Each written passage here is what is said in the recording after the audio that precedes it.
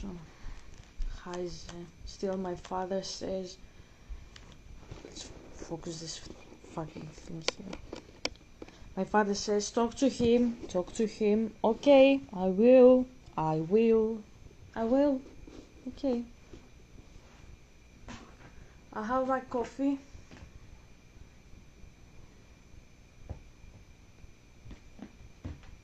I have my drink. So, I forgot yesterday, as I was saying, that what was that? That was actually a cat. So I forgot to finish. I didn't forget. I became very tired to finish the Trojan Horse that we were reading. We're reading about the Trojan Horse, and I forgot to analyze it. And again, it was not I forgot. I just got entangled with the discussion with my dad with too many things, and I just didn't have the stamina to continue the shit later. So let's go. Now we are going to the Trojan Horse. More tragedy to somber streets. Okay.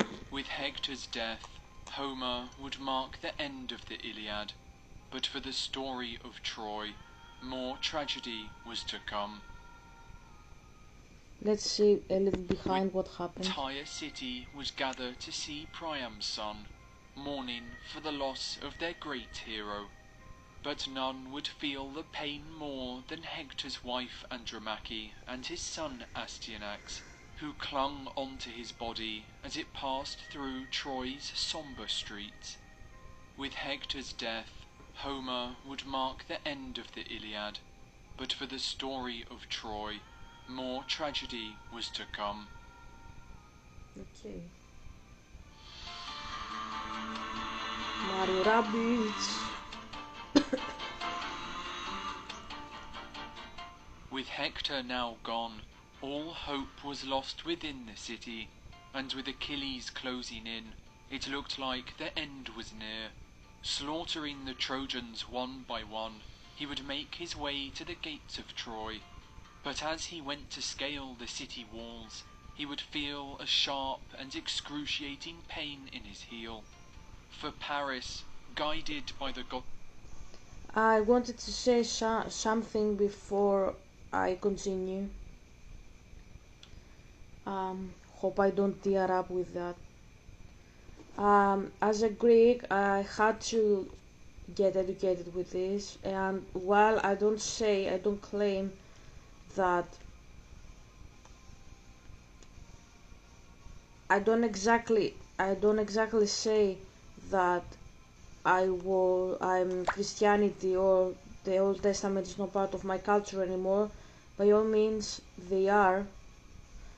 It's just that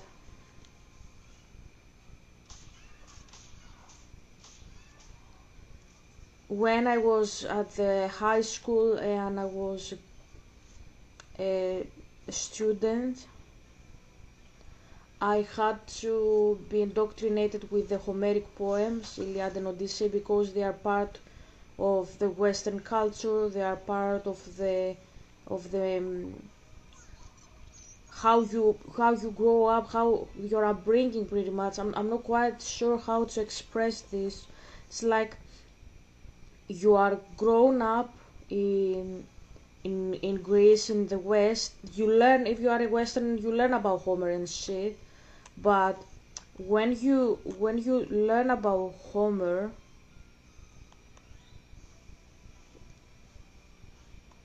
you learn that Homer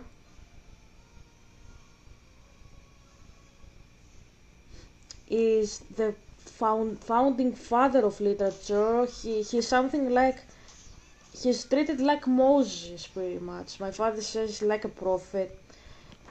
I don't know how to say it. He is revered. I don't know how. Reverend. I suppose it's how you pronounce it. I've never heard anybody pronouncing it, so I'm not quite sure how to. So you grow up with this pretty much, right? And I didn't like how it was, the story. I didn't like it, like I was forced to read it. I'd prefer to read about uh, Moses and shit.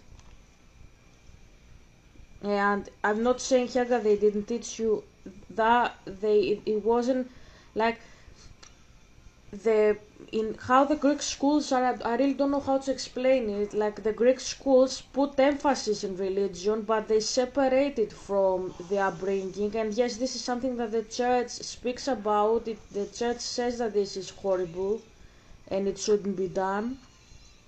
They express this, but what happens is that the schools don't really listen to it. So you are learning a religion as part of religion, yeah, the Greek Orthodox faith, but when it comes for the Homeric poems and shit, these are part of your culture, so they put more emphasis, like your Greekness, at least how I grew up to be.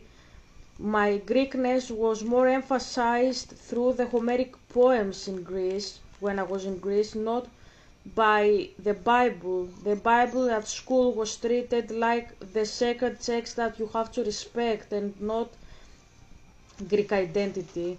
And why this is bad? Because I wanted to learn more about Moses and Abraham and shit, and they weren't allowing me because I had to read these stories. And I hated these stories, and whenever I expressed it, let's say they weren't really happy I did it. And I was feeling very miserable with myself because I didn't like the stories, and I felt forced to to read something I didn't like pretty much. Okay, that's what I'm saying. So yeah, let's continue. With Hector now gone, all hope was lost within the city, and with Achilles closing in, it looked like the end was near. Slaughtering the Trojans one by one, he would make his way to the gates of Troy. But as he went to scale the city walls, he would feel a sharp and excruciating pain in his heel. For Paris, guided by the god Apollo, had shot Achilles with a poisoned arrow in the only mortal part of his body. Dropping to the floor and poison coursing through his veins, Achilles' skin would turn white as snow, with him taking his last and final breath. But Paris would not live long enough to enjoy his victory, for the Greeks, who had seen him shoot Achilles, would hunt him down and take their revenge. With their greatest heroes now gone, each side would fall into despair, especially the Greeks, who saw no way to penetrate Troy's great walls without the strength of Achilles. But there would be one Greek who did not give up hope, with Odysseus devising who saw no way to penetrate Troy's great walls without the strength of Achilles. Okay. But there would be one Greek who did not give up hope, with Odysseus devising a cunning plan, a plan so genius that its story would echo throughout the ages. Constructing a giant wooden horse, Odysseus would hollow out the inside, making enough room for himself and a handful of Greece's best warriors to be hidden within. And so, when the next day dawned, the Trojans awoke to find a great horse outside their walls. Seeing the Greek camp dismantled and their ships sailing off into the horizon, a great cheer erupted throughout the city, celebrating that the war had come to an end. Mesmerized by its beauty and believing the horse to be a peace offering, the Trojans would decide to bring it within their walls. But there was one who was not fooled by the gift. Cassandra, claiming it was a trap, would urge the Trojans to burn the horse, but once again she was ignored. with the entire city laughing and ridiculing her for her insanity. But that night, when all were asleep, Odysseus, Menelaus, Diomedes, and Ajax would begin to pour out of the horse.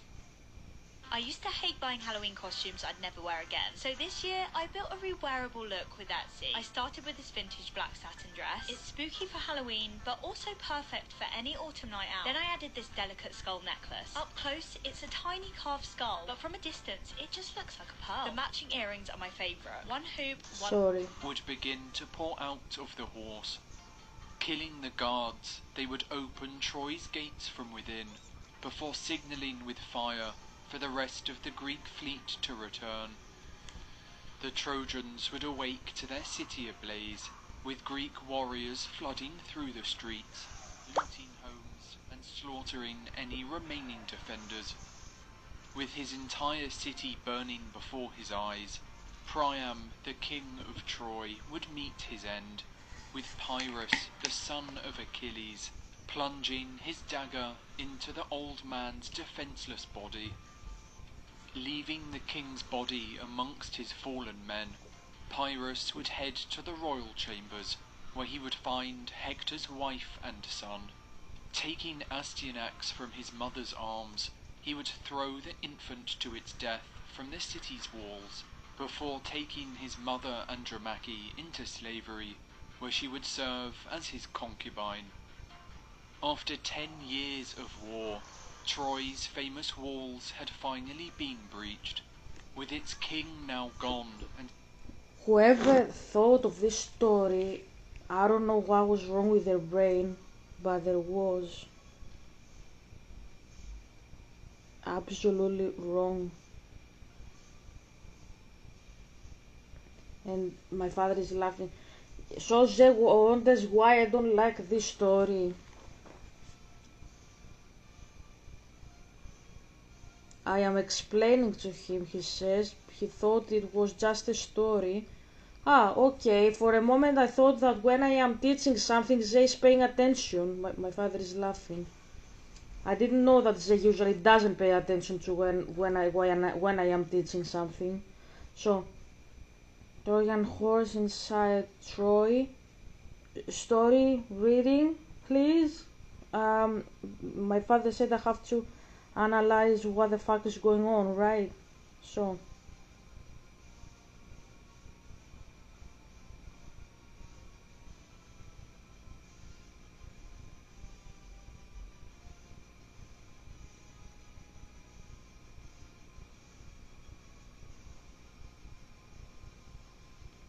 trying to find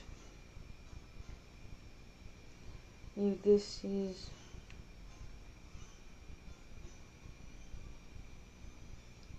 The sea stretches black beneath the stars, endless and waiting. A distant wind carries the... Years had passed since the first Greek ships scraped the sands of Ilium. For nearly a decade, the war had dragged on, neither side yielding fully, neither finding true victory. The plain was scarred with the memories of countless battles. The rivers ran heavy with sorrow. The towers of Troy still stood proud, though within them hearts had grown weary with grief. The Greeks too longed for home, yet pride and oath bound them still. But fate, which had carried... If you didn't keep your vow, your oath in ancient Greek, it's pretty much like what Snake did in the Half-Blood Prince. If the oath wasn't kept, the person would die, pretty much. That's what they believed. I'm just explaining what they believed. With the war through so many seasons, now began to move swiftly toward its end. The time for strength of arms had waned. Now it was the hour of cunning.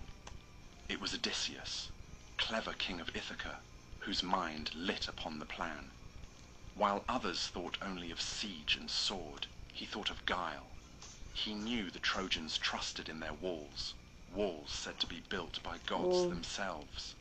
No ram, no engine, no army could break them, but perhaps the gates could be opened not by force, but by deception. The Deception. idea was simple, yet bold. Okay. A gift, vast and wondrous, that the Trojans themselves would bring within their city. A wooden horse built tall and hollow, large enough to hold chosen warriors hidden inside. To the Trojans, it would appear a token of surrender, an offering to Athena, goddess of wisdom and war. To the Greeks, it would be the key to Troy's downfall. So my father says, you think I am the Trojan horse that my father is offering me? What did you say? He's offering me as a gift of surrender, so to burn him. Why? Because he says if he does what I say, he will go to prison. Okay. I don't know how you think things, Ze, but I don't know in what sense, quite seriously, a horse is connected with me. I wasn't offered by the gods. I was offered by Yahweh, first things first. Apart from that bestie, no. Apart from that bestie, the story of the Trojan horse is about guys offering a horse to other people, and that was backed up by deities. So that's not exactly how it works. I don't know how you read literature. You have a long way to understand how it works, though. The deception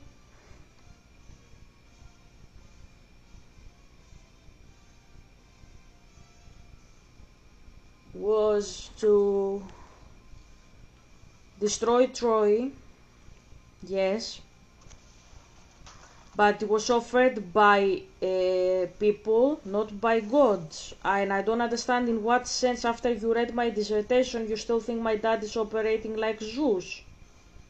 My father says because you speak harshly and he thinks you don't love him, so you are used as a bait to be deceived. Ze, if it was deception, you wouldn't have realized it, trust me. The fact that you sit there and you discuss all this crap just shows that you aren't really deceived. Just so you know. So what you say doesn't really make sense, that's what I'm saying. So the fact that you discuss it just shows that you aren't deceived by anybody, not even by Zeus. My father says, fuck, I'm gonna lose her. Please, please, don't hit me again. Oh.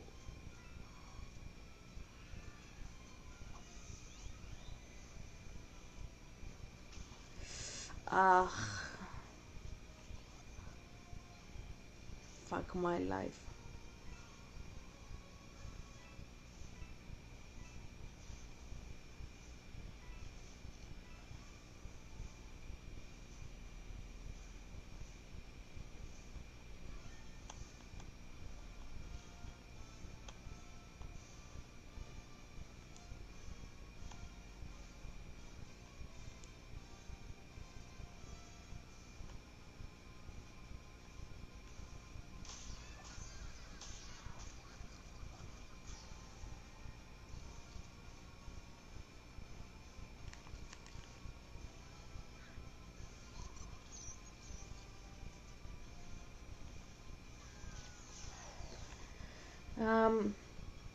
And Zeb, trust me, if you were my age and you were as frustrated as I am, you would also curse yourself. I don't know why this sounds weird to you. I seriously don't understand.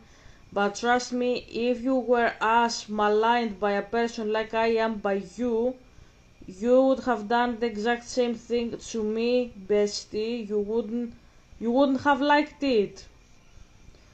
You wouldn't have liked it. That doesn't mean that I don't love you. Actually, I love everybody. Like, if we discuss seriously about that, I am a very friendly person to begin with. That's what I'm saying, okay? Fuck, I only came here so that I can punch the crap out of this and... Fuck.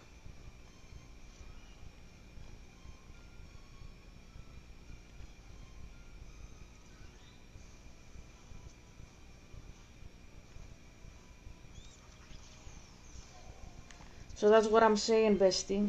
Okay. The work began in secret.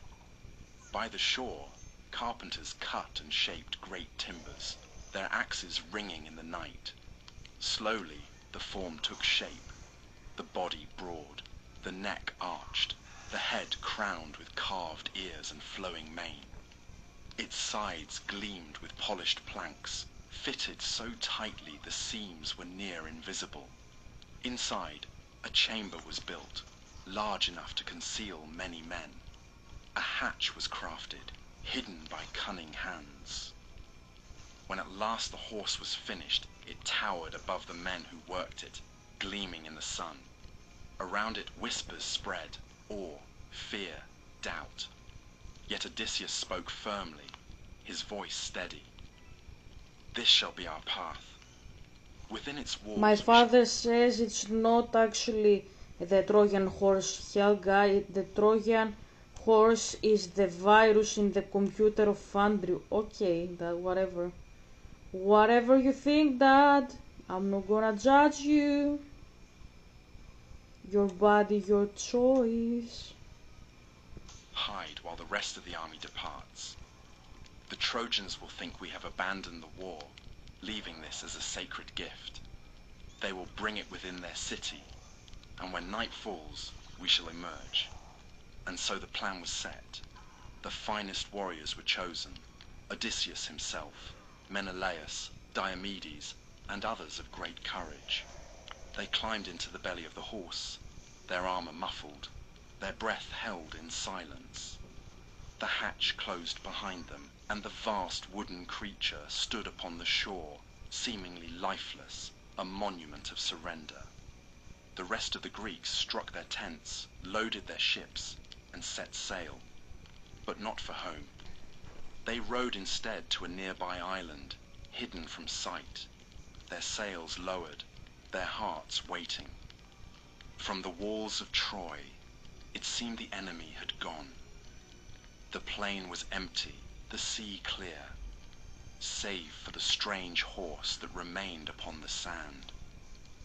At dawn, the Trojans emerged cautiously, their chariots wheeling across the plain, their voices rising in astonishment. The Greek camp was deserted, the ships vanished, the smoke of their fires gone. Only the horse stood, massive and still, wheels beneath its feet, its head lifted high. Crowds gathered around it, voices murmuring in wonder. Some saw it as a victory gift, proof that the Greeks had fled in despair. Others distrusted it, uneasy at its size and strangeness. Priam, old yet eager for relief, came forth to gaze upon it. He marveled at its craftsmanship, his heart leaning toward acceptance. Yet there were voices of warning. Laocoon, priest of Poseidon, strode forward with fierce words. "Beware of Greeks bearing gifts," he cried. "This is no offering, but a trick. Do you not see its size, its hollowness? Burn it, break it, cast it into the sea before it brings ruin." With that, he hurled his spear, striking the horse's side. The hollow belly rang with the echo of bronze upon wood, a sound like a heartbeat within. Yet the crowd, stirred by wonder and hope, ignored it. Then came a stranger, Sinon, a Greek left behind, who claimed to have escaped his countrymen. With tears and trembling voice, he spun a tale of betrayal. He said the Greeks had abandoned him, that the horse was an offering to Athena, built large so it could not be taken within Troy, meant to shame the city if left outside. His lies wove deep into Trojan hearts, and many believed him. And as if with tears and trembling voice, he spun a tale of betrayal. He said the Greeks had abandoned him, that the horse was an offering to Athena, built large so it could not be taken within Troy, meant to shame the city if left outside. His lies wove deep into Trojan hearts, and many believed him. And as if to seal their choice, a marvel struck. Two great serpents rose from the sea, their bodies coiling, their eyes burning. They seized Laocoon and his sons, crushing them in their coils, devouring them before the eyes of the people. The Trojans, horrified, took it as a sign. He has offended the gods, they whispered. The horse is sacred. To destroy it would be sacrilege. So with eager hands they pulled it toward the city. Ropes strained, wheels creaked, voices rose in triumph. Through the gates they dragged it, across the stones of Troy, past the temples and markets, until it stood in the heart of the city. Children danced around it, women wove garlands for it, and men lifted cups in celebration. I don't understand why I should explain why this is deception. Like, I don't see anything to it that I have to explain. I don't know how to explain this. I don't know how to put this into words. It's just a stupid story. If you're like younger, that's what I usually say. It is a stupid story, but even like the point of the story is actually that the gods wanted to help the Greeks, so they helped a little bit with the sea snake and shit. They helped, and the point is that they were trying to get into Troy with strength. They actually managed to get with wisdom, because my culture is a culture of philosophy, like wisdom. Sophia means wisdom. So I don't know why it should be compared to me and sound like my dad has bad thoughts about you and shit. Like, I don't get that. I really don't. It's not like, it's not the same thing. Like, my father doesn't offer an offering like I surrender. He didn't say I surrender. He said you must surrender, you must give me all you have. He didn't give you something unconditionally like that. Like, the fact that they are given something unconditionally is alarming to start with, because they were fighting with them for 10 years. So what gotten into them, and now they are like, oh, let's take a horse.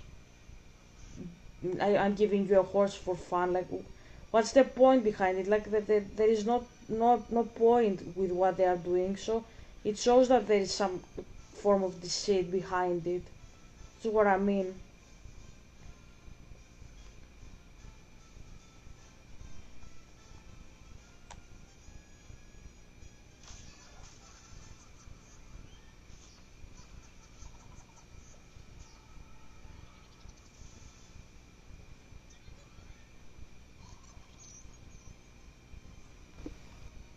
I honestly don't know what has gotten into me today.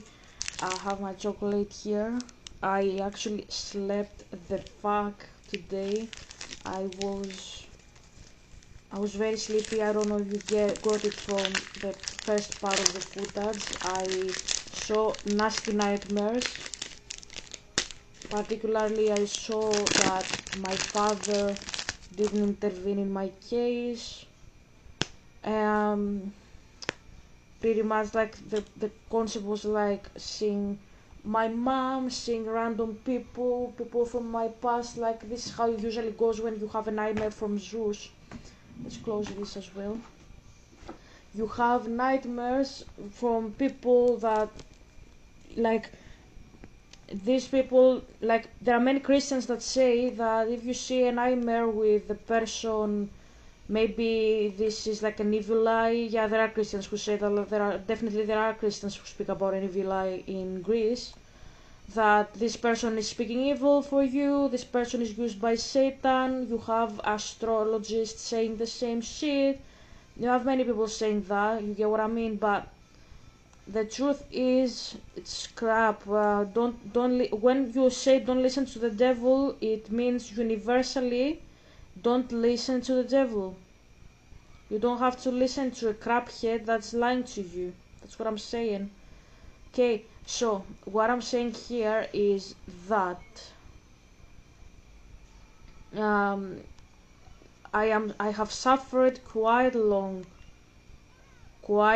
having such dreams, like seeing like my mom, seeing random people from my past, anybody, literally anybody, can be anybody. Like the devil can even take the form of God and use my father's legacy, aka my father's direct words, in order to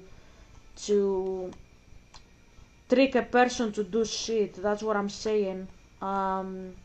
Like if he wants you to be convinced about something, he's gonna use literally anything. He can even take the form of God to deceive. So that's what happened to me today. I saw many dreams. I don't even remember them. Like if you're like, Helga, what did you dream? I have no idea. I don't remember. But I didn't sleep very well. That's why I was so tired. Anyway, sorry about that. I'm gonna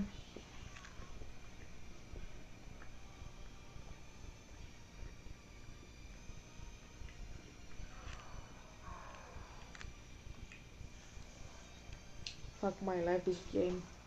I'm gonna lose Mario.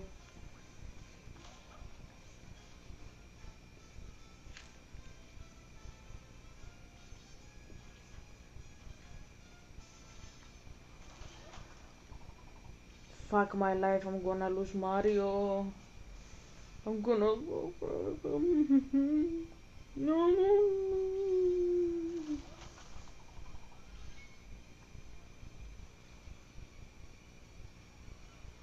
Fuck. So I'm gonna put the story. Let's listen to the story again. On last Copilot. Copilot has any YouTuber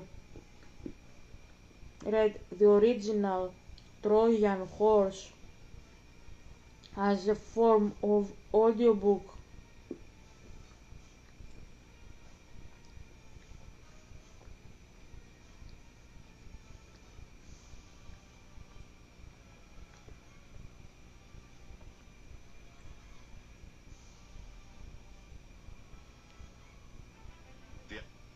The inscription on the fateful fruit read, "For the fairest." Hold on. Odysseus, known for his eloquence, and Menelaus were sent as ambassadors to Priam, the king of Troy. They demanded Helen be returned. King Priam refused.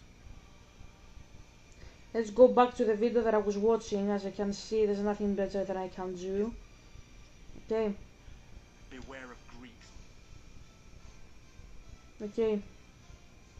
For a brief moment, even amid war, Let's go back. compassion had broken through, and grief had been shared across the line of enmity. But time moves forward, Fuck my and life. destiny waits. Gonna lose The Mario. war was not ended. The walls still stood, and the gods had yet more threads to weave. For a brief moment, even amid war, compassion had broken through, and grief had been shared across the line of enmity.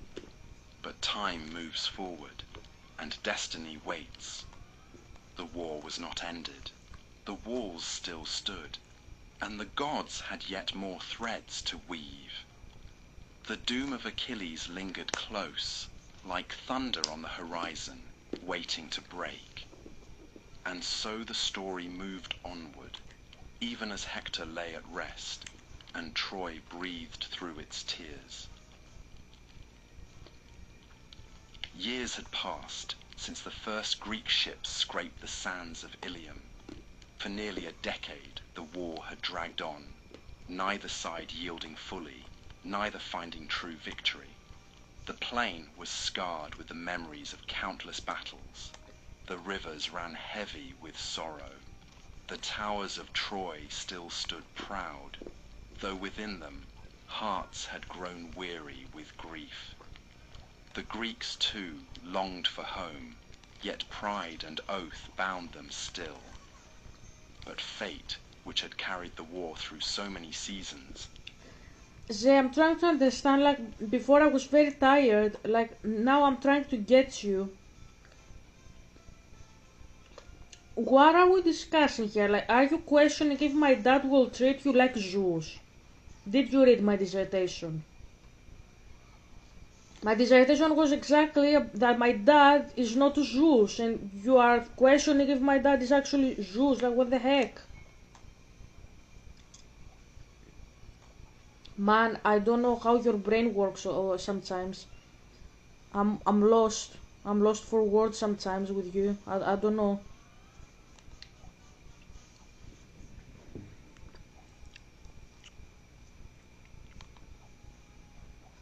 I don't know what to do here with these people.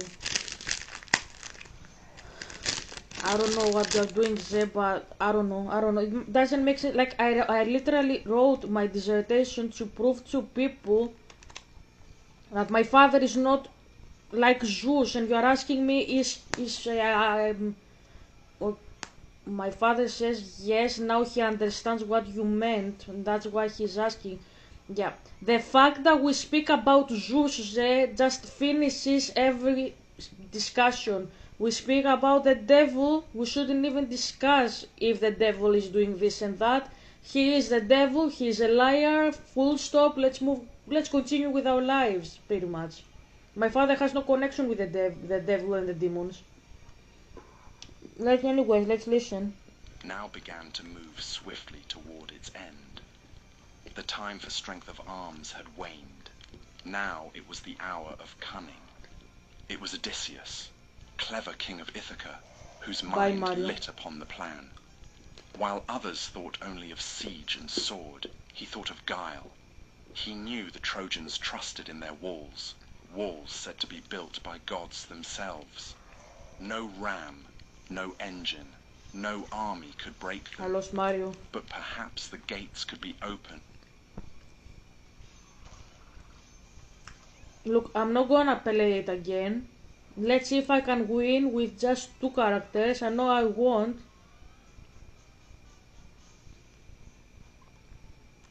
Fuck my life in this game. Fuck my life.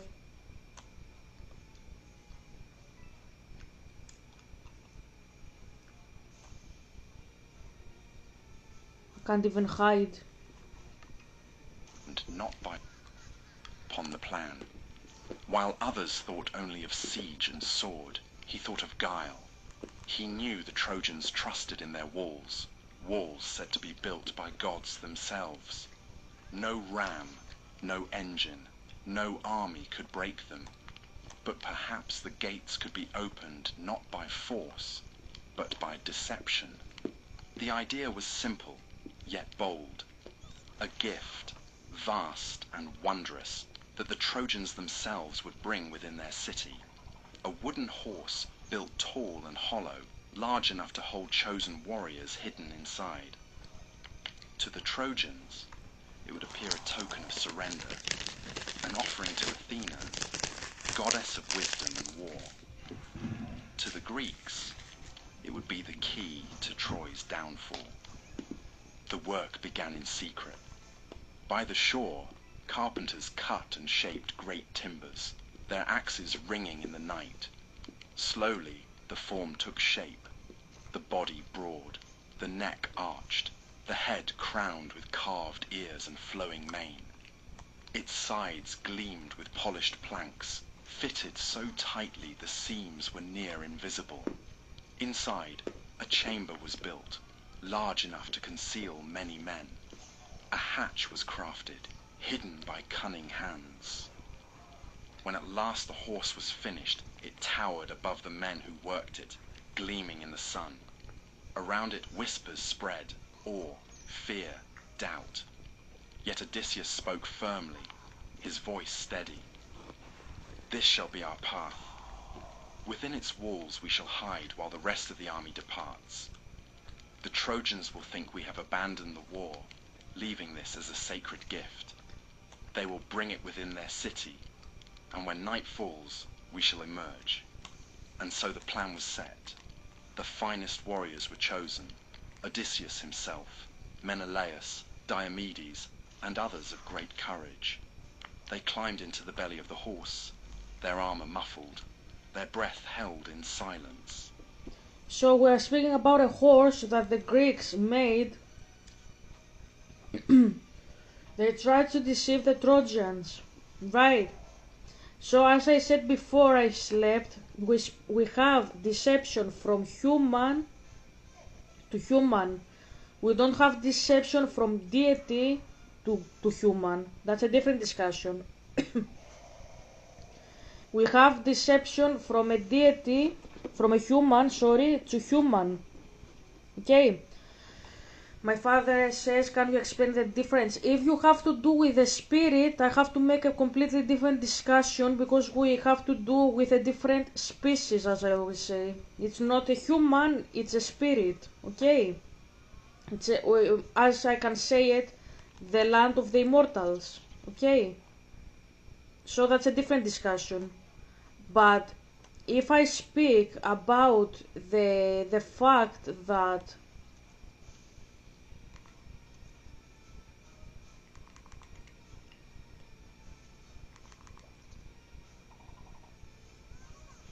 that we speak about humans trying to deceive humans, that's not the same thing as Zeus trying to deceive Agamemnon. Okay?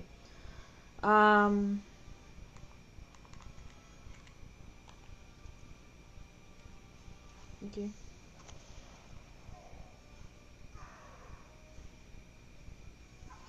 This boss battle drives me mad. Hopefully I can win it because I don't have Mario. Fuck my life. So the point here is that you are not fighting with a spirit. My father says, what would happen if you fought with a spirit?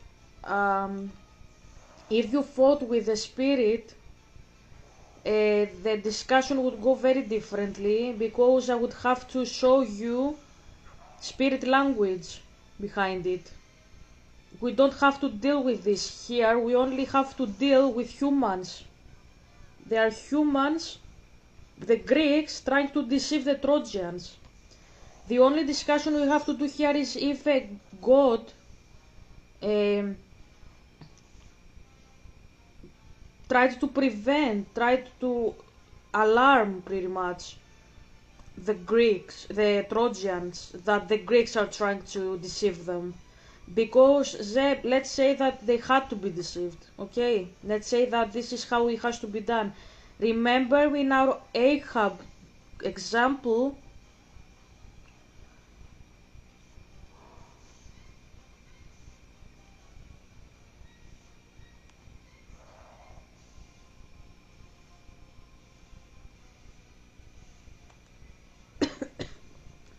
so why, like it says that if I attack Bowser, it will get 0. But why? I'm not getting that.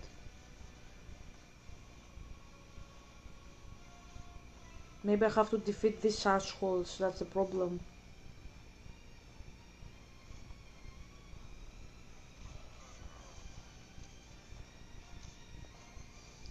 So you have to do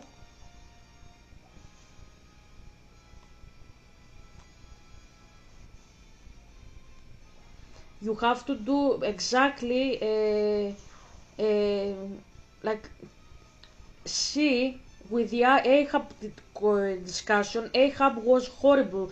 He had to be deceived so that he go out of the way so that the Israelites would have another king. Yes, but God didn't let him without warning. I don't know if Ahab was alarmed by Micaiah because my father wanted him to be alarmed pretty much. I don't know if that makes sense to you. Like, I don't know if my father went to Ahab and told him, Micaiah, go and alarm Ahab. I don't know that. I honestly don't. But what I know is that if he did, that was because my father wanted Ahab to know that he's gonna be deceived. And don't do it again, pretty much. That's what I'm saying.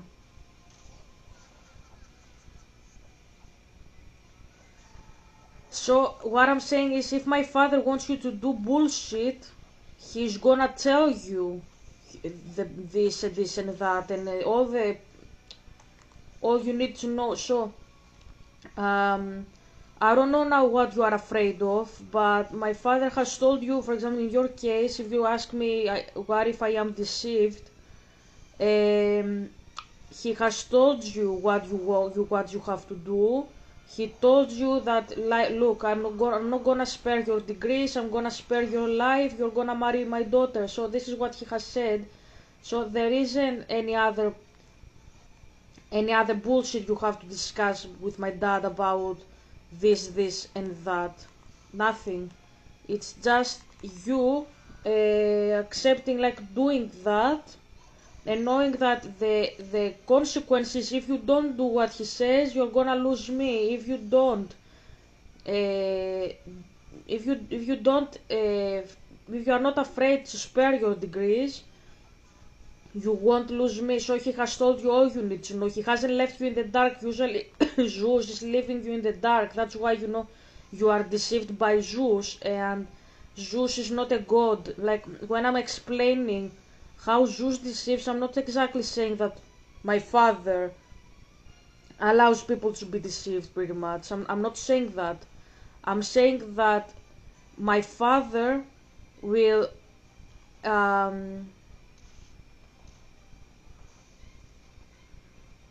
will warn you if the devil tries to deceive you and he's working against you actively. That's what I'm saying. So that's completely different than what you think about my dad. You think that my dad is gonna do what Zeus is doing, and that's crazy. My father is not that type of person. He's telling you everything you need to know. It's up to you if you wanna listen. And pretty much Ahab is not a case of deception. Like, we call it a deception, but actually I think it's very problematic to call it deception. My father says, why do you think so? Because he wanted to be deceived. That's the key difference. He wanted to be deceived. He knew that he's speaking with false prophets. He didn't give a shit about it. That was the problem. That was Ahab's problem. He wanted to be deceived. Okay? He knew that shit is gonna happen to him because he's engaging in a spirit talk with the devil.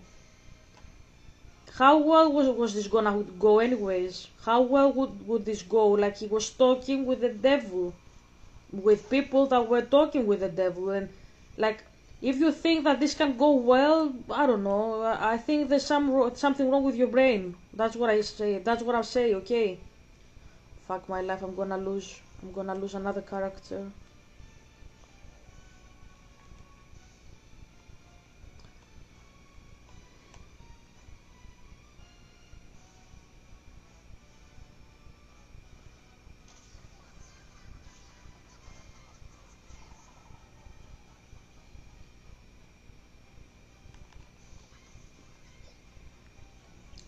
But the Trojans, they didn't want to be deceived. You get what I mean?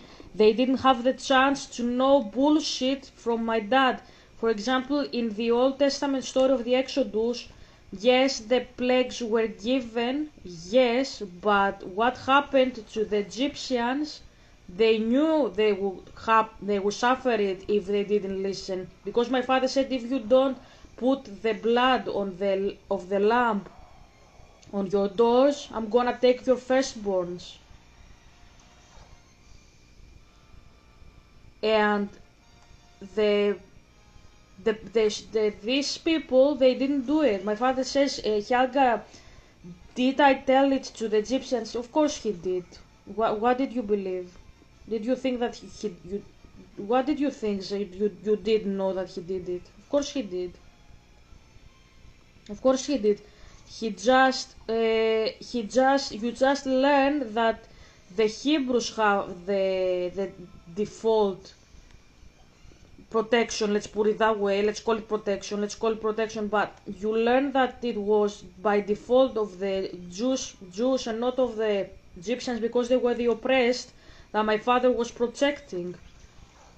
But that doesn't mean that my father wasn't protecting the Egyptians. If the Egyptian wanted to repent and do what my father was saying, then my father would protect the Egyptian. That's what I'm saying. You get what I mean? So the problem doesn't lie with what my father actually did or not. Fuck.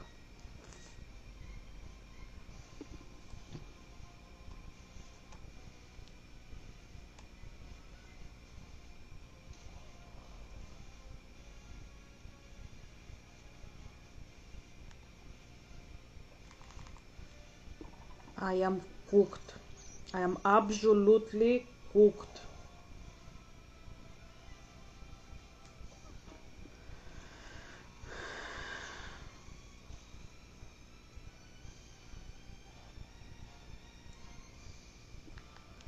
Um, so we know from the Bible, if you read the Bible, it says that many Egyptians chose to go.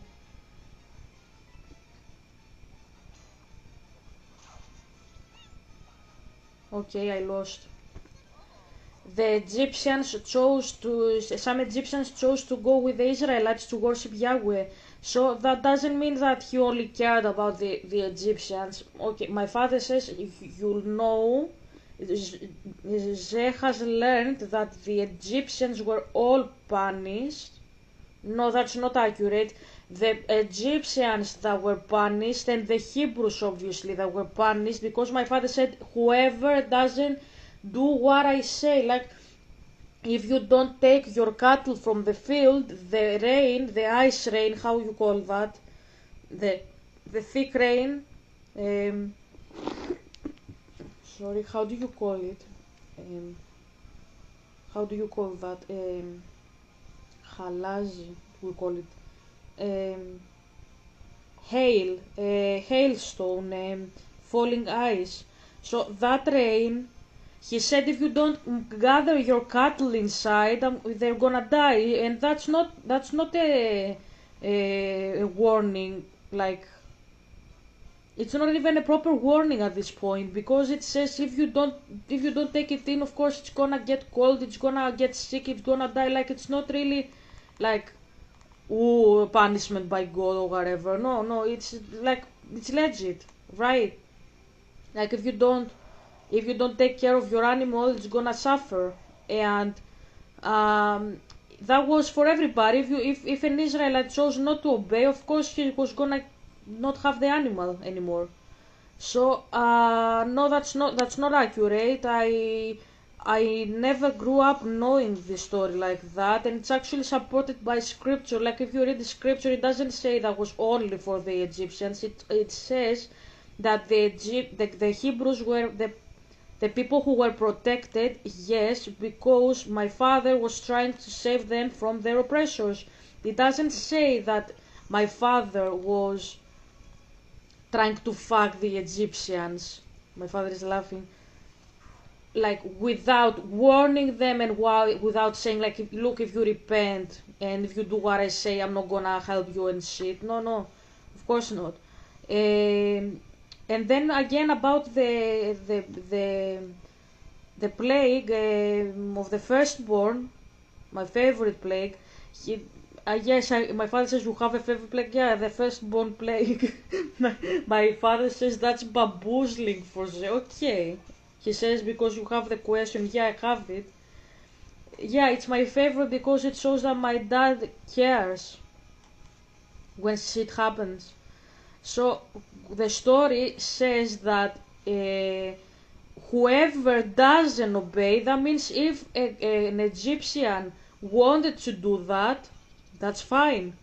If a Hebrew didn't wanna do that, that's also fine. But they're gonna not have their firstborn inside their house, and that means maybe the guy that didn't wanna do it, maybe he is a firstborn himself. My father says, thanks, Helga. Yeah, exactly. Like, if you don't put the blood of the lamb on the door, I'm gonna pass and I will take your firstborn. Egyptians could have done that. It was just not the majority, because even in the story in Jericho, only Rahab repented. The others didn't want to repent. That's choice, okay? So the others didn't want to repent, okay? And she did, and that's what happened with the Egyptians as well. They had the free choice to choose. Some of them chose even to leave Egypt and go with the Israelites, with their God, okay? And there were also some Hebrews, because my father said whoever eats the I don't remember how he called it, the bread um, bread without yeast. If somebody didn't want to do that, they would die as well. That's what my father says. You had to kill this person. So there were Hebrews who wouldn't obey that. Just because you are a Hebrew, that doesn't mean you are excluded from sin. My father just spoke to the Hebrews because he was trying to save them from their oppressors, because they were the affected ones. So it was not like he just broke inside the fucking Egypt and he said, okay, I'm killing everybody apart from the Hebrews. No, no, no. He just said that he's trying to protect them. If they didn't wanna be protected, that's fine, but they're gonna suffer the consequences. But the fact that we speak like Hebrews versus Egyptians is because he was trying to save the slaves. But as I said, he gave the oppressors the chance to see their bullshit and repent and all that jazz. So you can't say that my father just broke into Egypt like Apollo broke into the Greek army and he just sent a plague and that's it. That's not how it happened, okay? Fuck my life.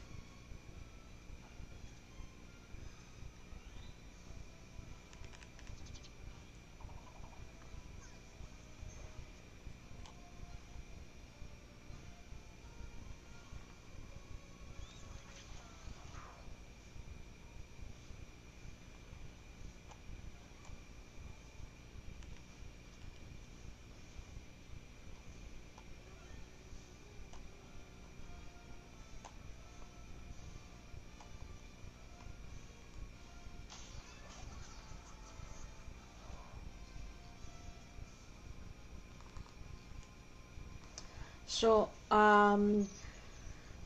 that's what I had to say about the story. I don't know if it answers anything.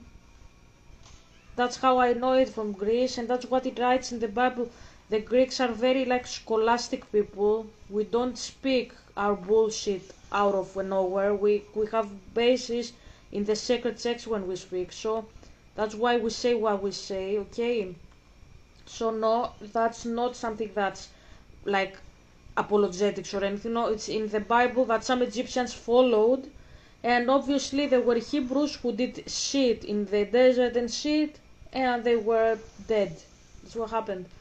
So yeah, let's continue with the story now. So what I'm saying is, like, we have to deal with the spirit versus human. Here we don't have a spirit trying to deceive demonically the Trojans. No, the Trojans are getting deceived by a human. So what we have to see next is if the deity intervenes. So that's how we can determine how the story is a story of deception. It's demonically inspired. If you can prevent it, if you are demonically influenced or whatever. Let's see how it goes. But so far so good. We have humans trying to influence other humans and deceive them. That doesn't guarantee divine will. A human tries to deceive another human. That's it. Like, it's an equal with an equal. God is not involved anywhere in this so far. It's an idea by Odysseus. Full stop. You get what I mean? So, Rest of the army departs. The Trojans will think we have abandoned the war, leaving this as a sacred gift. Whispers spread, all button-shaped great timbers, their axes ringing in the night. Slowly, the form took shape, the body broad, the neck arched, the head crowned with The carved horse. ears and flowing mane.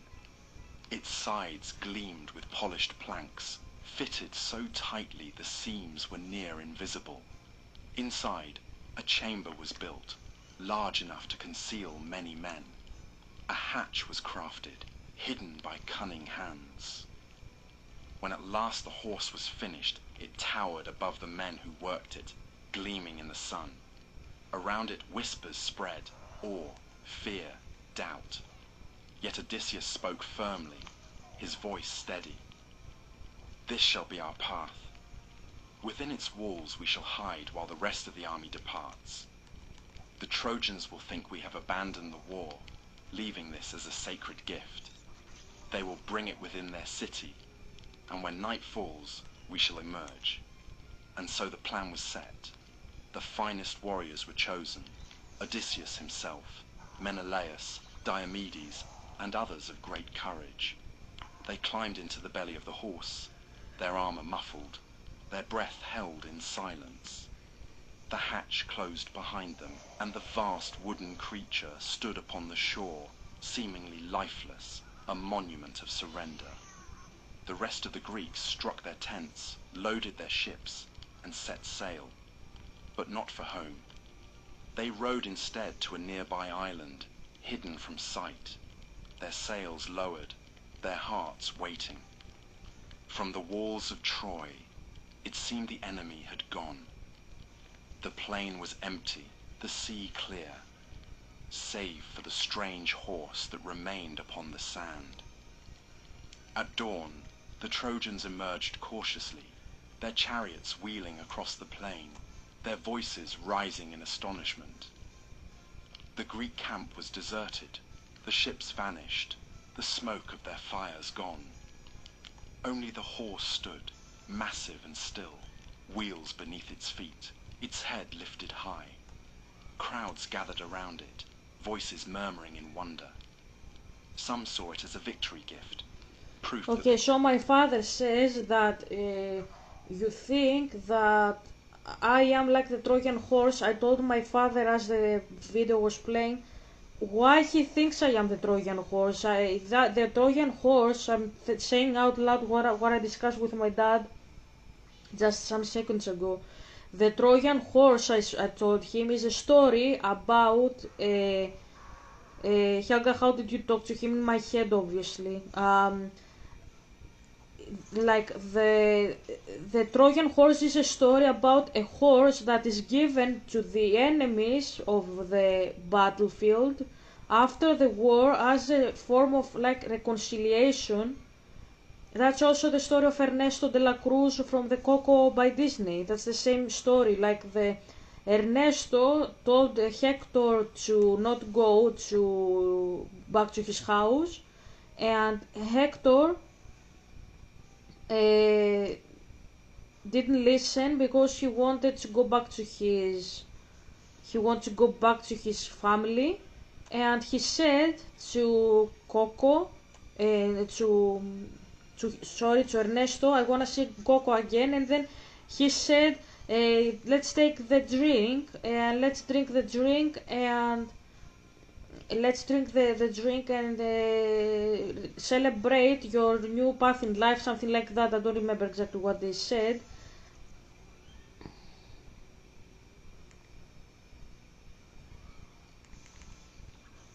And my father says that's why he's thinking of it. Okay, so you saw the parallel. Okay.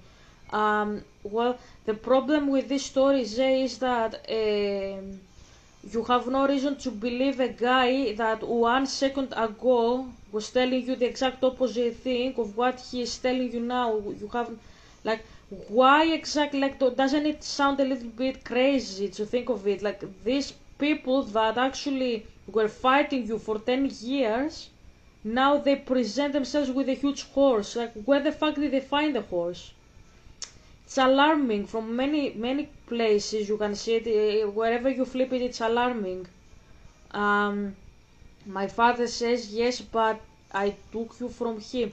Is it because you are an asshole? That's why he took you from me. Because you were an asshole. You weren't listening to me. I was trying to communicate. I was trying to be a girlfriend. You weren't a boyfriend. You were an asshole. And you asked my dad why he took me from you, bestie. Are you crazy?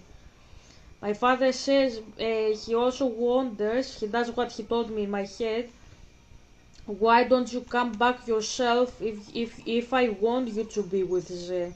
Okay. Ze, what you ask me actually is very offending, to be fair. My father is laughing. is offensive because you are telling me I should contact you. My father said that if you have me, you're not gonna do the university shit that he asked you to do. My father says if you don't wanna become a scholar, why do you want your degree fixed?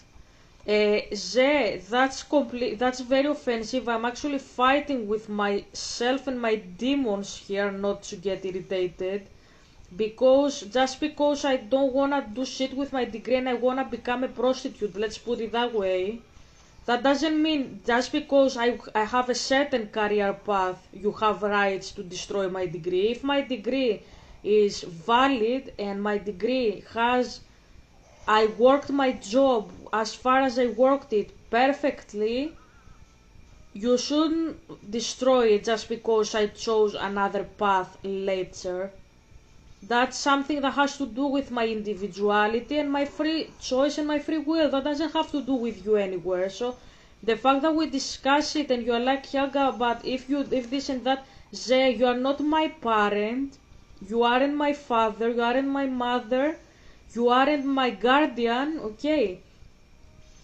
You are not even my husband at this moment. So the fact that you are like discussing about my degree as if it belongs to you, it is offensive and disgusting because I didn't took it in spite of you. I took it in spite of me. And I chose when I was an adult, 18 years old, to study. Just because I want to pursue a different career path in my life and become something else and not something related with academia or school or anything, that doesn't give you the right to destroy it and say like, okay, Helga, come back and don't choose it. That shows that you are still an egopath, an egoist, arrogant. And if you ask me about deception, I would be inclined, my father is laughing, I would be inclined to believe that you are deceived right now by Zeus to not do the job that my dad is telling you to do, so that I will still have a destroyed degree. The fact that my degree is destroyed, yes, maybe I didn't want to use it for academia anymore. Yes, my path is creating stories, and I have changed as a person since the last time we met quite a lot, the truth is. Like, I was the same person, I really wanted to do the same things that I want to do today, but I evolved, I am older, some years, okay. But just because I have evolved and I have some other ideas probably or whatever that I had before, that doesn't mean that you have to destroy my degree. I honestly think that my father is laughing. The fact that I am discussing this discussion with you shows that the fact that you are doing mafia jobs so many years has destroyed your brain cells and you can't distinguish honesty from dishonesty. We don't discuss my career path here, we discuss my degree that you destroyed with Andrew, and I took it honestly. I didn't cheat, I didn't pay anybody, okay? I did it to help the pagans, I did it because I wanted to do it. That was another era of my life, now I'm in a new one. Just because I go to the next chapter, that doesn't mean that I tear apart the chapter of my previous, like of the book of my life. I tear apart the previous chapter and I throw it in the fire. No, I don't do that. That was part of me. I continue being the same person, but I evolve because I grow up and become another person as I grow up. But that doesn't mean that I'm not the same woman who took the choice at her 19 years of age to become a theologian. Okay, and I didn't cheat, I didn't bribe anybody, I didn't fuck any teacher, not even my boyfriend teachers, I didn't fuck even him. I took it with my honesty, with my mysticism and my prophethood, whatever I wrote. So the fact that you are like, yes, but you don't want to be a scholar, and I assume you want to be a scholar, and you are like, yes, I want to be, but you don't, you shouldn't be a scholar. I should be. by degree speaking, I should be a scholar, you shouldn't be. The fact that I don't wanna be a scholar, but I deserve to be, has nothing to do with you and what bullshit you pulled at my degree with Andrew. That shouldn't be your problem. You have to give me back my degree, okay, because this has affected my health very much, okay? And don't concern yourself what I wanna do, if I wanna become the chancellor of the university, if I wanna become the next USA president, if I wanna become an OnlyFans model, if I wanna become an author, if I wanna clean stairs like a cleaner, okay? If I wanna become a cashier at the Lidl's, that's not your issue. You are not my parent, you are not my guardian, you are not my brother, you are not my father, my mother, nothing, okay? And I didn't take the degree from you like you are my guardian. The way you think is disgusting. I'm just explaining properly what is happening here. It's very disgusting. It shows arrogance. You think you owe me, you treat me like I am your slave and you are my god. And that's abominable. And if there was a choice for me inside of me to contact you on your Facebook and resolve it without asking for my degree, you have burned it entirely with the way you are thinking. Don't you think about it for a moment. I'm gonna contact you when you treat my degree that you destroyed. Instead of saying, Helga, I am sorry I did it, I'm gonna give it back to you. I don't care what you wanna do with it. I don't wanna have the sin anymore of destroying your life. You have banned entirely the possibility of me going back to you, because I was contemplating it some months ago, but not anymore after that. Like, you have no right to destroy my life just because I don't wanna follow a certain path. My father says he doesn't say it because he wants to be a scholar. He thinks I'm gonna take you from him. No, Ze, my father is not a liar. My father, if he tells you, Ze, I'm gonna give you Helga, he means it. He's not an asshole like you, who told me that, Helga, I am gonna talk to you about your stories in summer, and 3 years have passed and you haven't done it. If you think my father is gonna treat you like this, you are talking for the wrong spirit. You are speaking about Zeus and you are deflecting blame that you have on my father, and that's again disgusting. Ze, your issue here is not deception by my father, it's deception by Zeus. Zeus is giving pride in your already proud heart. You think you're gonna be deceived when at the stage that you are there, spiritually, you should accept deception from any spirit, not even from the devil. My father is laughing. He says you are very harsh. Ze, you have sinned so much. You killed a prophet, okay? You have done crap even before me, and you asking if my father is deceiving you or if Zeus is deceiving you. You should accept deception from both of them and say, I am a craphead, I deserve it. Helga, take your degree back, take it all, I am sorry, hope you forgive me one day. The fact that you don't do that, then you wonder if somebody is gonna deceive you, just shows what an asshole you are and how much you have to change your bullshit. And unless you change your bullshit, I don't want anything to do with you. I'm just explaining myself here. Change the way you think, change the way you behave, how you see things, and we're gonna be very well. I'm not interested in arrogant people. I don't like selfish, arrogant people. What I did with you, Zé, all those months was to do to you how I would like you to treat me. And I said, do it. And even if he doesn't reciprocate anything, because I knew that you wouldn't do anything, I know you too well. I said, at least know, Helga, that you tried. That's what I told myself. At least I will know I tried, and I don't have the sin that I didn't care with you. I didn't care about you, sorry, and I didn't try. I didn't try everything I could to revive the relationship. You are not behaving like me. You are not thinking like me. I don't know what to do with you at this point. Okay, you are afraid that the devil is gonna deceive you. He's putting pride in your heart to question my dad. When you question my dad, that's from the devil. what if God did lie? Are you sure God? What if God did lie to you and didn't say the truth? What if God wants you to not eat the fruit so that you will, like,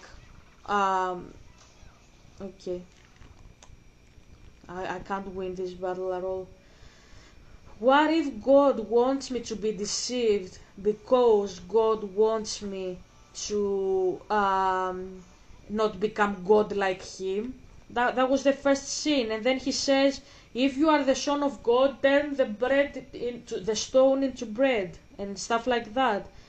When you have questions about God in your head, that's the devil. And they're not for the good. If he wants you to doubt my father, there is a high chance if you do what my father says is actually for the better, for you, for the people around you, for your soul. Okay?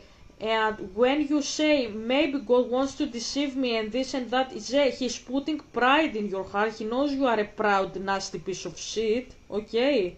And he wants you to be even more proud because he knows this is how he can actually deal with you better. And I don't know what to do with you best at this point. Like that's absolutely disgusting. I don't know what to do. I don't know what to do, honestly. You are confusing me. You are absolutely confusing me. But the Greeks had fled in despair.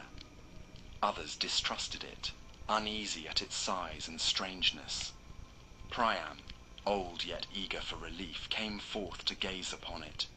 He marvelled at its craftsmanship, his heart leaning toward acceptance.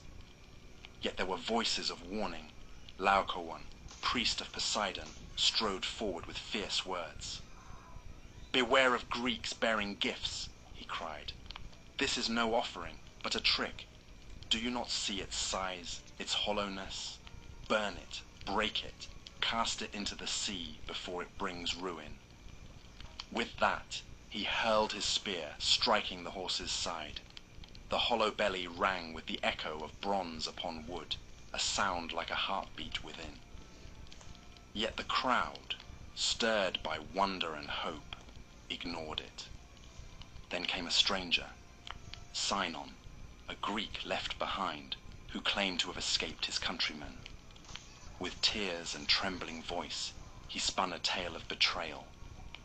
He said the Greeks had abandoned him, that the horse was an offering to Athena, built large so it could not be taken within Troy, meant to shame the city if left outside. His lies wove deep into Trojan hearts, and many believed him. The fact that the story is about Athena, humans, then you have a prophet saying, don't take it, that's the warning. And you have the voice silenced. That voice is from God, obviously. Micaiah, that's how the correct story goes. If I do a literature reading, because these stories are meant to scare you, the stories, like this story that we hear, the Trojan Horse, is meant to scare you that God's gonna deceive you. If we take into consideration literature devices, God wants you to feel afraid of yourself in this story. Okay, I don't know how to finish this level. I don't know. I'm losing my characters all the time. I don't know. So, he wants you to be deceived in this story. That's why it's scary. He wants you to be deceived because he's silencing a prophet. God wouldn't silence a alleged prophet. That's what I mean. In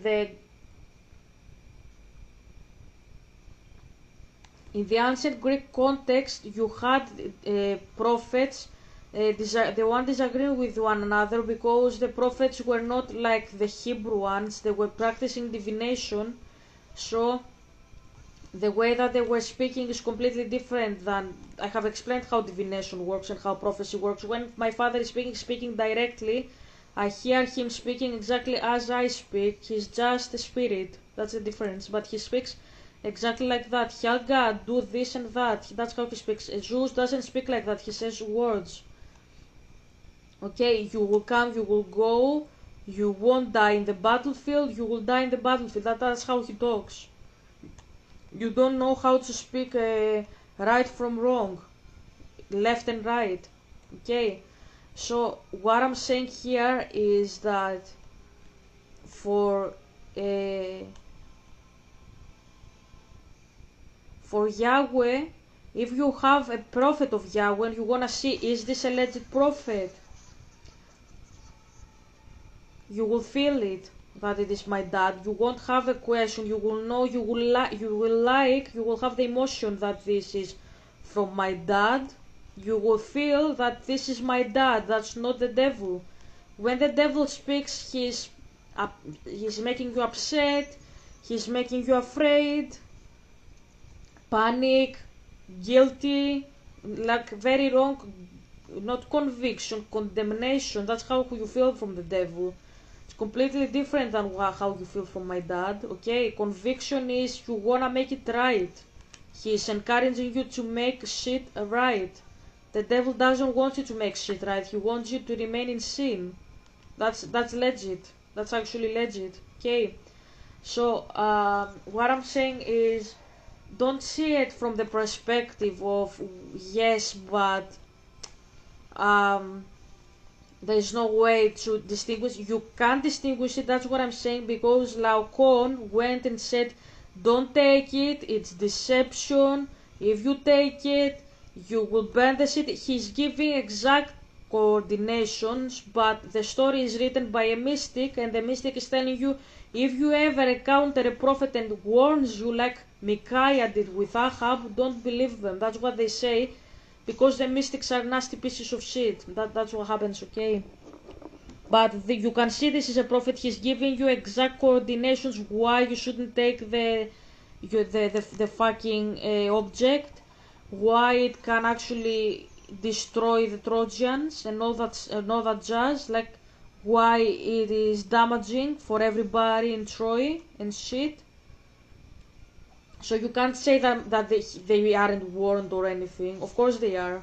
It's just their choice to believe it, and the story shows that the gods tried to deceive them. So the gods didn't actually send any prophet to alarm them. They sent one prophet, and they rectified him. Like Laocoon spoke from Apollo, and then Poseidon sent his snake and took him back. That's crazy behavior. That's demonic behavior. God doesn't behave like that.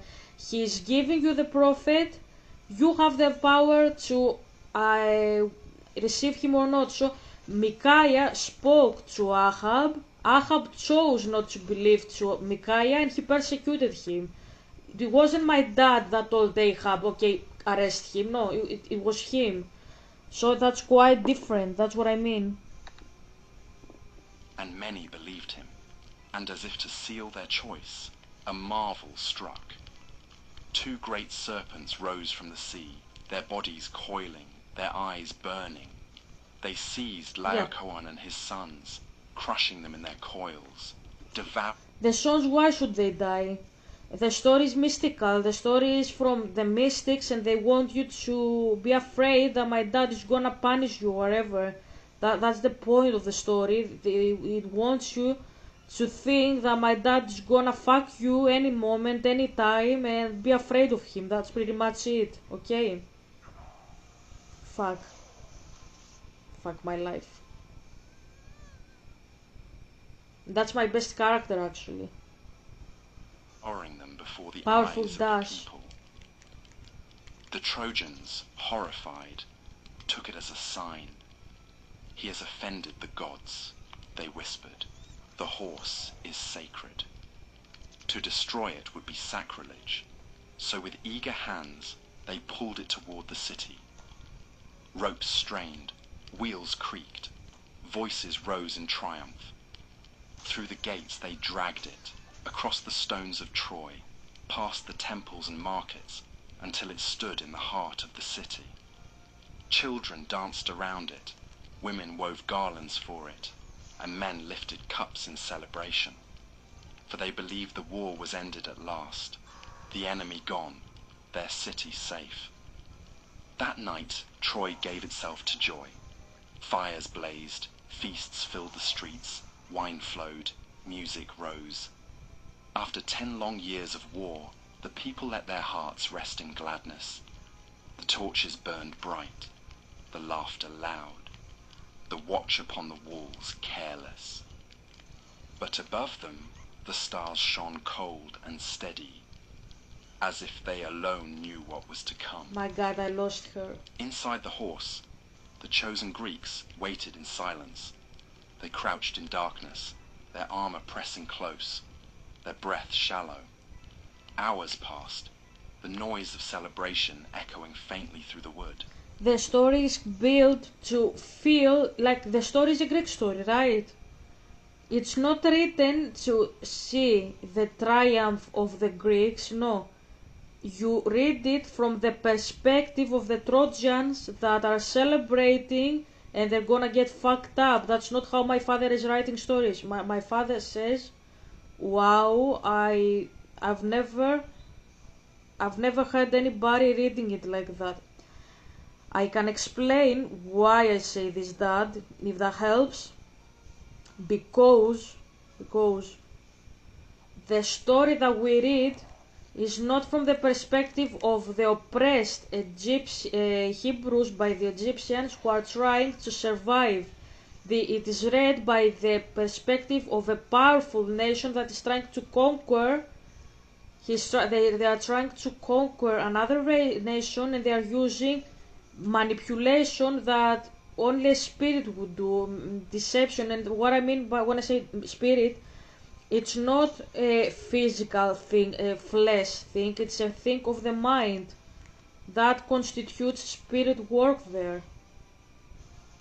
So what we are experiencing here, the attacks that they are initiating the Greeks is spirit attacks, pretty much. Even if there is no spirit involved, that's what I'm saying. The fact that they are using their mind to outweigh them, wisdom in Greek, Sophia, that's spirit work there. That's them being mystics and deceiving through mystical work. They don't have to speak with a deity to do that.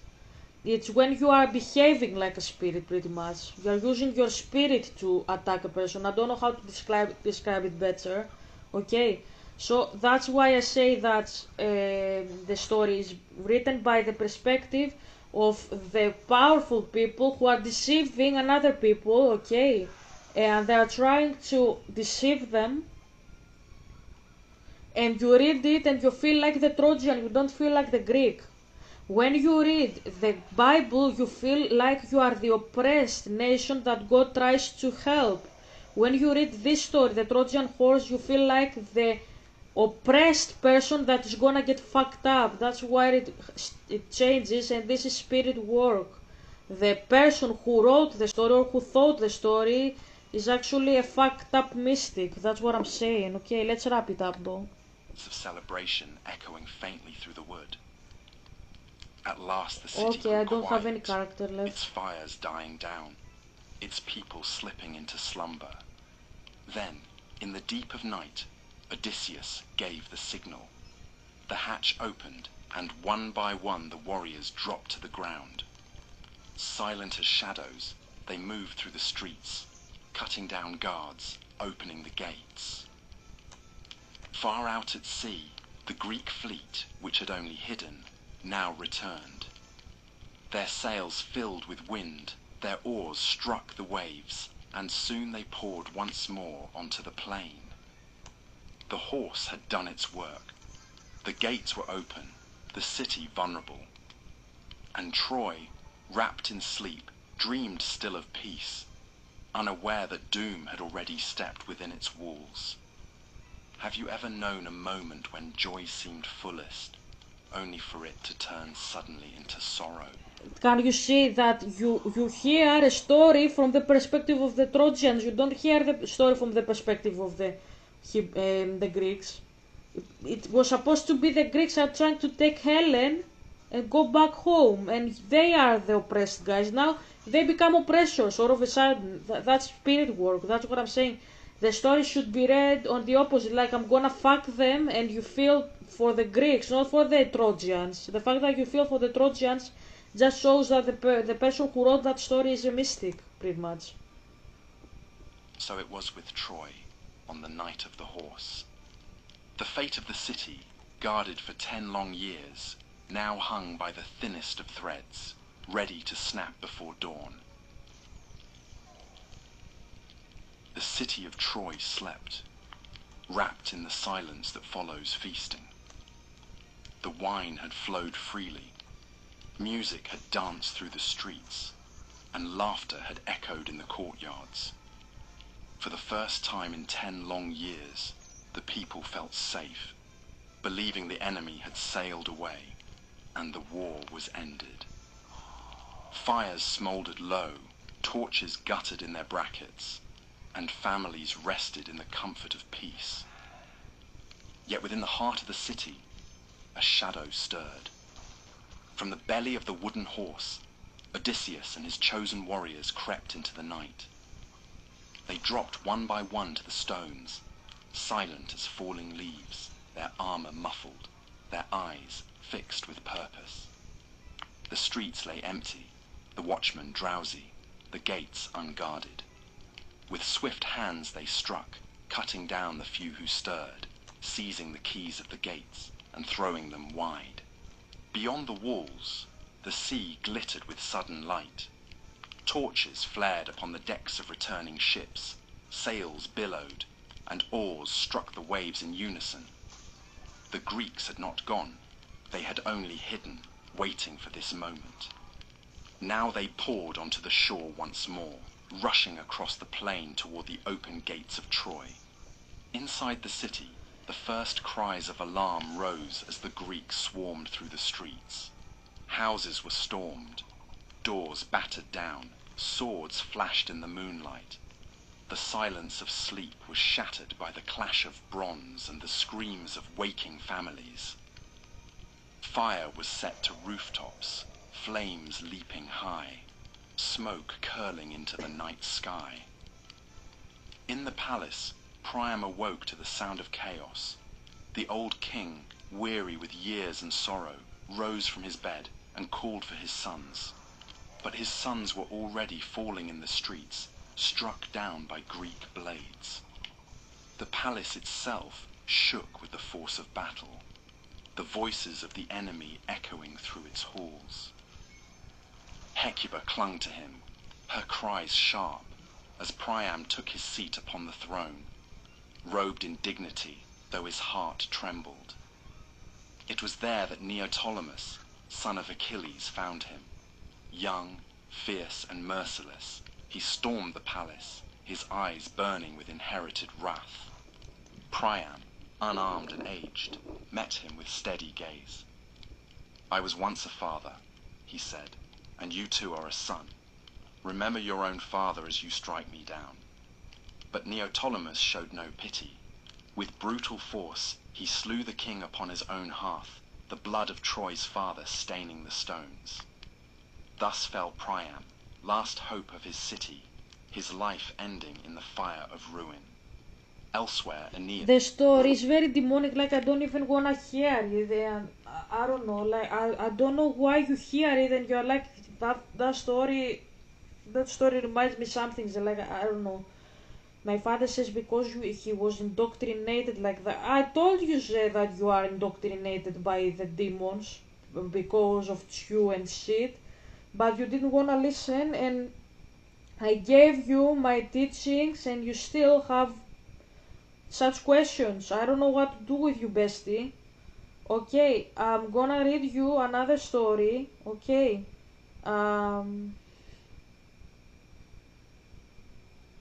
Okay, so you have a story.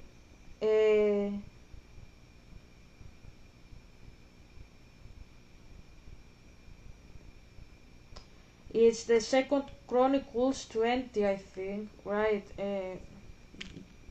Jehoshaphat, right? Jehoshaphat praying to God. Yeah, 20, yeah, correct. So that's Second Chronicles 20. It's one of my favorite stories. It's how God managed to help people when they were afraid. You can see the difference between the genres. Sometimes you don't have to do analysis to see something. You can see it like that. For example, this story is exactly the story that we hear about sorrow and shit, but the story that we heard is demonic. This one is biblical. This one is from my dad, okay? Now after this, the children of Moab and the children of Ammon, and with them some of the Meonim, made war against Jehoshaphat. And they came to Jehoshaphat with the news, saying, a great army is moving against you from Edom across the sea, and now they are in Hazazon Tamar, which is En Gedi. Then Jehoshaphat in his fear went to the Lord for directions and gave orders all through Judah for the people to go without food. And Judah came together to make prayer for help from the Lord. From every town of Judah they came to give worship to the Lord, and Jehoshaphat took his place in the meeting of Judah and Jerusalem in the house of the Lord in front of the new open space, and said, O Lord, the God of our fathers, are you not God in heaven? Are you not ruler over all the kingdoms of the nations? And in your hands are power and strength, so that no one is able to keep his place against you. Did you not, O Lord our God, after driving out the people of this land before your people Israel, give it to the seed of Abraham, your friend, forever? And they made it their living place, building there a holy house for your name, and saying, if evil comes on us, the sword, or punishment, or disease, or need of food, we will come to this house and to you, for your name is in this house, crying to you in our trouble, and you will give us salvation in answer to our cry. You can see that these people actually trust God. They don't go in blind. They know that my dad is gonna save them. They don't say we are perfect. They say we are the descendants of your best friend. That's what they say. Instead of you just saying, you intend me to marry your best friend, help me trust you. You are bullshitting me with the Trojan horse. I don't know what is wrong with you, honestly. And now see the children of Ammon and Moab and the people of Mount Seir, whom you kept Israel from attacking when they came out of Egypt, so that turning to one side, and they did not send destruction on them. See now how as our reward they have come to send us out of your land, which you have given us as our heritage. O our God, will you not be their judge? For our strength is not equal to this great army which is coming against us, and we are at a loss what to do. But our eyes are on you. And all Judah were waiting before the Lord with their little ones, their wives, and their children. Then before all the meeting the Spirit of the Lord came on Jehaziel, the son of Zechariah, son of Benaiah, son of Jael, son of Metaniah, a Levite, and one of the family of Asaph. So you can see here there's a family tree, right? That's history. And he said, give ear, O Judah, and your people of Jerusalem, and you King Jehoshaphat. The Lord says to you, have no fear, and do not be troubled on account of this great army, for the fight is not yours but God's. Go down against them tomorrow. See, they are coming up by the slope of Ziz, at the end of the valley before the wasteland of Jeruel. You will come face to face with them. There will be no need for you to take up arms in this fight, but put yourselves in position and keep where you are, and you will see the salvation of the Lord with you, O Judah and Jerusalem. Have no fear and do not be troubled. Go out against them tomorrow, for the Lord is with you. Then Jehoshaphat went down with his face to the earth, and all Judah and the people of Jerusalem gave worship to the Lord, falling down before him. And the Levites, the children of the Kohathites and the Korahites, got to their feet and gave praise to the Lord, the God of Israel, with a loud voice. And early in the morning they got up and went out to the wasteland of Tekoa. And when they were going out, Jehoshaphat took his station and said to them, give ear to me, O Judah, and your people of Jerusalem. Have faith in the Lord your God, and you will be safe. Have faith in his prophets, and all will go well to you. And after discussion with the people, he put in their places those who were to make melody to the Lord, praising him in holy robes, while they went at the head of the army. and saying, May the Lord be praised, for his mercies unchanging forever.